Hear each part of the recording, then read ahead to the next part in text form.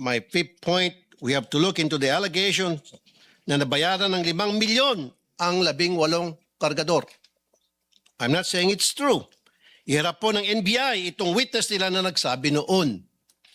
Pero ang masasabi ko lang, ginamit lang kayo ng mga malalaking tao para sa mga personal nilang interest sa politika. Kulang yung 5 million. Kunwari, inanalayan nila kayo.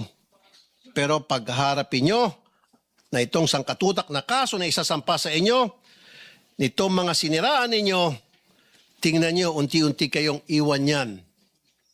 Ngayon pa lang, narinig mo na sila na nagugas kamay sa mga paratang nyo. Dumidistansya sila sa inyo dahan-dahan. Kaya sa ating mga kababayan, mag-ingat po tayo sa paniwalaan or papaniwalaan. Remember, the devil can cite the scripture for his purpose. No more, no less.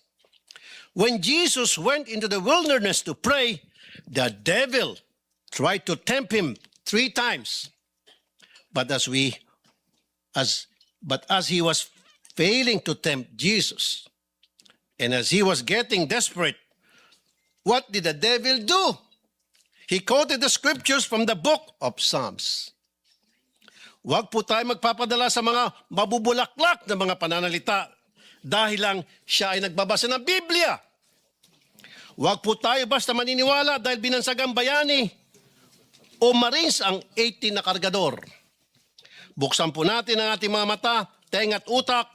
Huwag po tayo magpapadala sa mga live selling nila. Tingnan niyo po kung sino ang nagbebenta.